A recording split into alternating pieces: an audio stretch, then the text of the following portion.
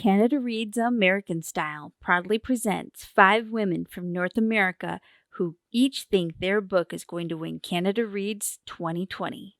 Hi, my name is Sarah, and I live in rural Nova Scotia, Canada. I've been following the Canada Reads competition for a few years now, and I'm really excited to take part in this year's discussion group with Canada Reads American Style. The book I'm championing to win is We Have Always Been Here by Samra Habib. This memoir follows Samra on her search for forgiveness, freedom, and community. She invites us into her childhood as a persecuted Ahmadi Muslim in Pakistan, her immigration to Canada, and her search for community acceptance. That she takes a journey of self-discovery as she acknowledges her identity as a queer woman and struggles to reconcile that with her background and her family. Coming up against systems of oppression, misogyny, a religious and family expectation, Samra fearlessly explores faith, art, and sexuality to break new ground and create a place in her new home. The themes of the memoir bring Canada into focus as a place where you can find your community and safe space to explore, acknowledge, and celebrate your identity. As Canadians, we're in a unique position to be a model of welcoming and support to marginalized communities of all types, immigrants, people of color, the LGBTQ plus community, while we continue to recognize and reconcile our own problematic past. Samra's voice as a queer Muslim woman is not one we read often enough here in Canada, and as our immigrant population continues to grow and thrive, this voice will only become more prominent, and this book, highlighting the themes of forgiveness, freedom, and community, exemplify what Canada should be and could be for everyone. I can't wait to watch the competition this year and discuss this book further with you. Bye.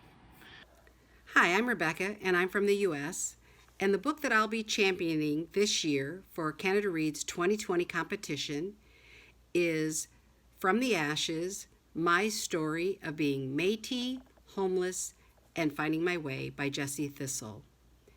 And Jesse's memoir covers his life from the age of about 4 to maybe around 40. And it starts out where he and his brothers are abandoned by their parents and are taken in by their grandparents.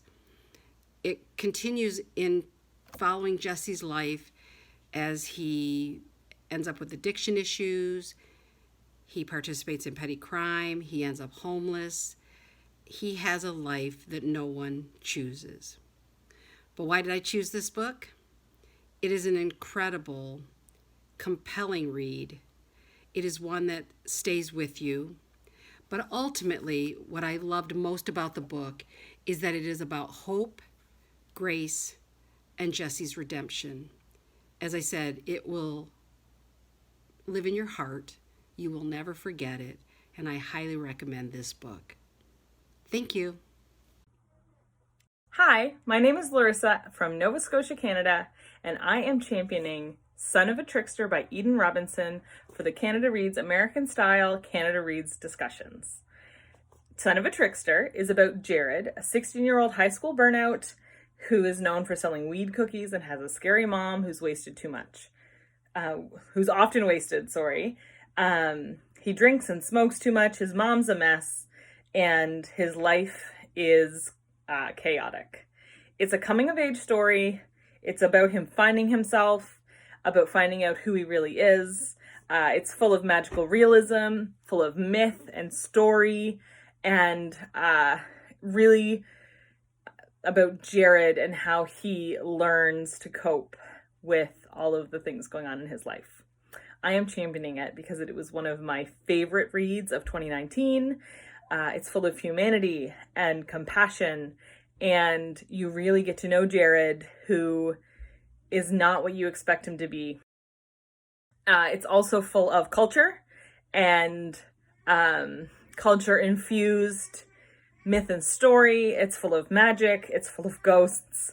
And it is just a delightful look into his life. Delightful and also heart-wrenching. It is the first of a trilogy, so it is hard to judge the first book when you learn more about Jared in the second. But I am excited to continue reading the trilogy. Like I said, one of my favorite books of 2019. I cannot wait to see it defended in Canada Reads 2020, and I hope that it does well It is the one I am throwing my weight behind.